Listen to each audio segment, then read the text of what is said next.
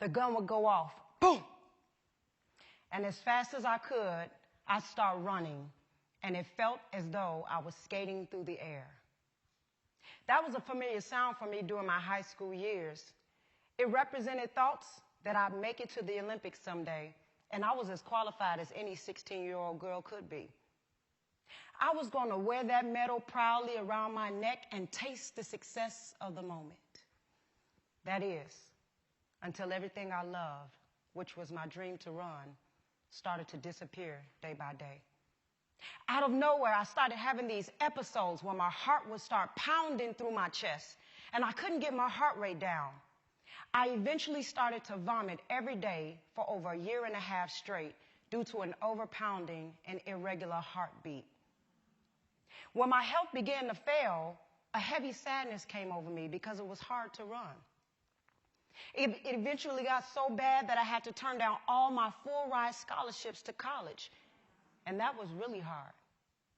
As I looked down at the pile of scholarships one day, tears ran down my face because of the pain of feeling like a failure in what I hoped to be a clear future for me.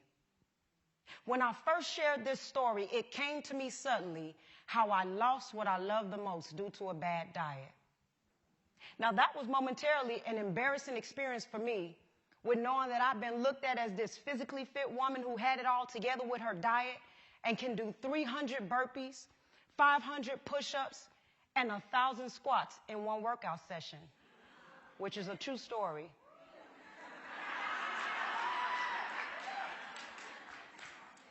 I'm used to telling people heavy statistics, like every 10 seconds, someone dies from diabetes, which is also a true story.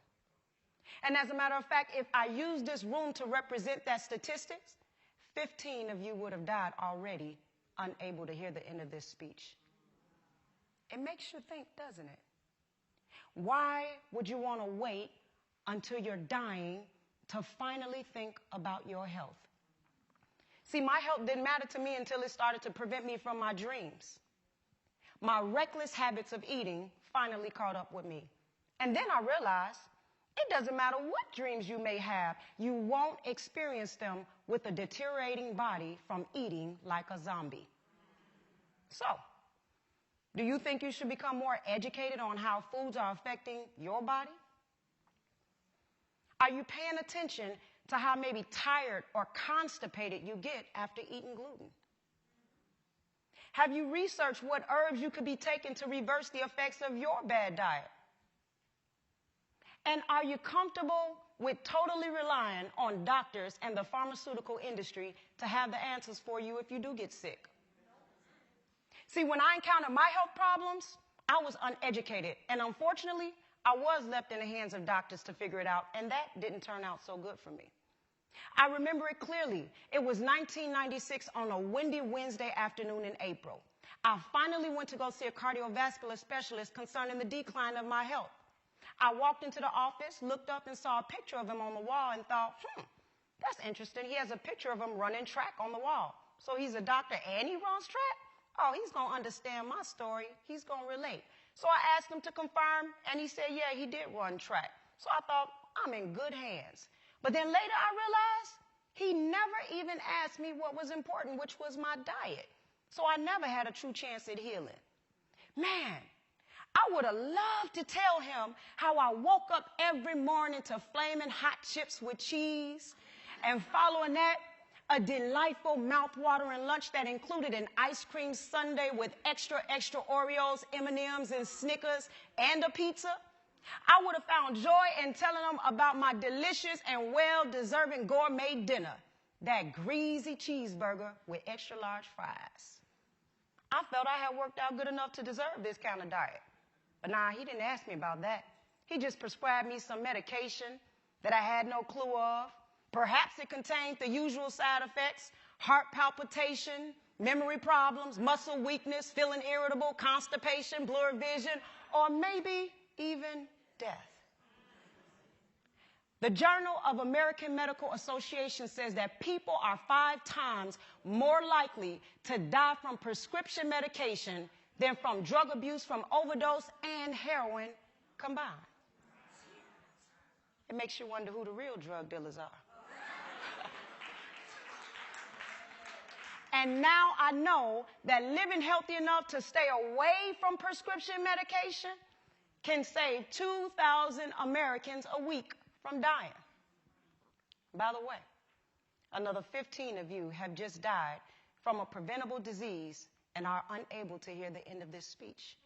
And more than likely, you were on medication. I remember going to see a doctor about 5 years ago for back pain, and he immediately prescribed me pain medication without even asking me how much water I drank. I wonder if he knew that dehydration sometimes causes back pain. Wow. Now that I think about it, he didn't even ask me, was I pregnant?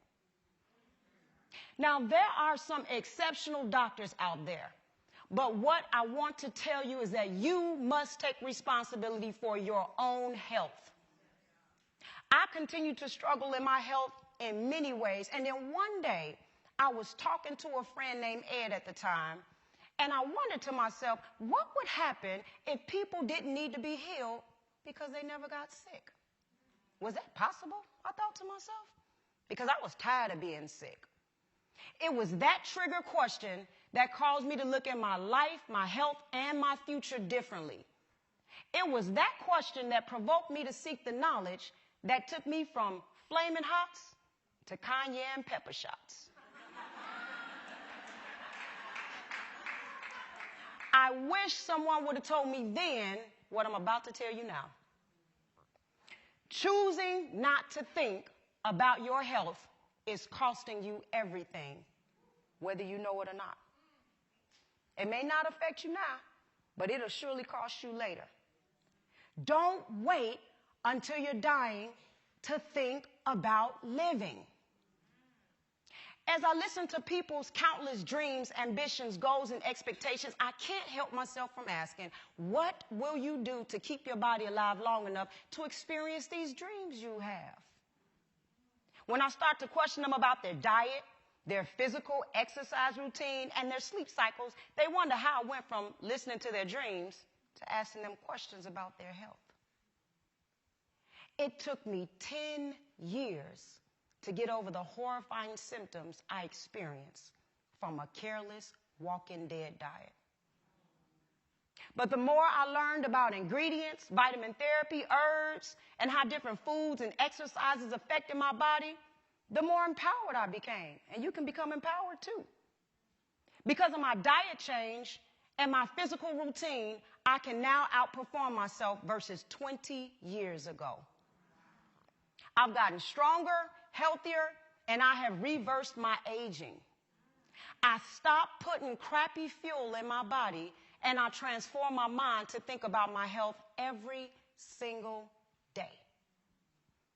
This is a picture of me after 3 kids and open stomach surgery.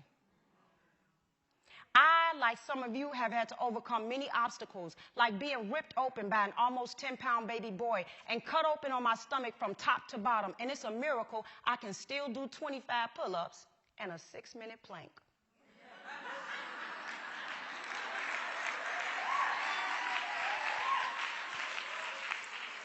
But here's the question. How healthy can you get?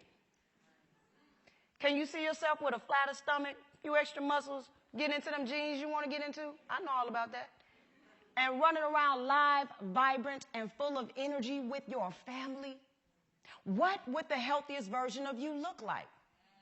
See, these are questions and tough decisions that must be addressed now.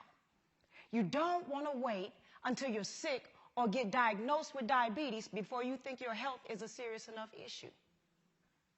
By the way, another 15 of you have just died from diabetes and are unable to hear the end of this speech.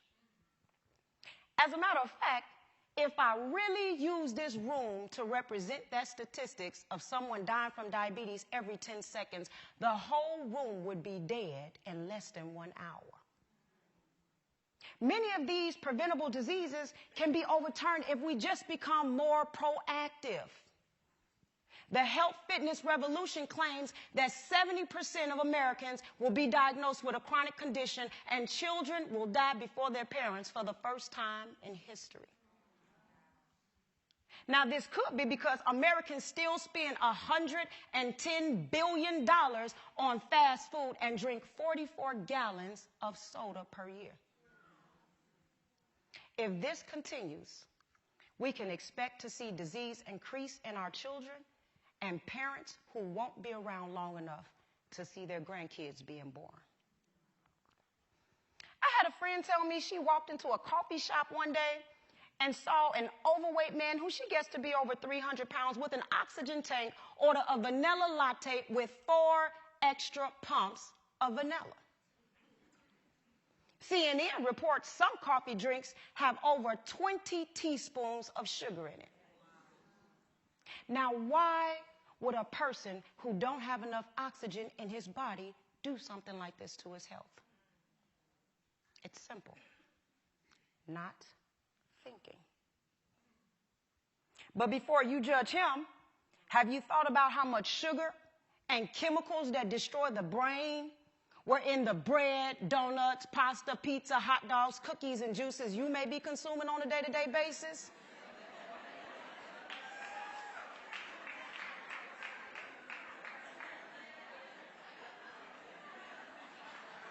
Think about it. Think about it. By the way, another 10 of you just fell dead from diabetes, and unfortunately, I'm losing you by the seconds. So let me hurry up and end with this. I don't want this message to ring in your head not one day later from this moment. My mom and grandma were both diagnosed with cancer. Only my mom survived, and I'm happy that I'm impacting her today with this very message. And nothing will bring me greater joy than for it to influence you the same way.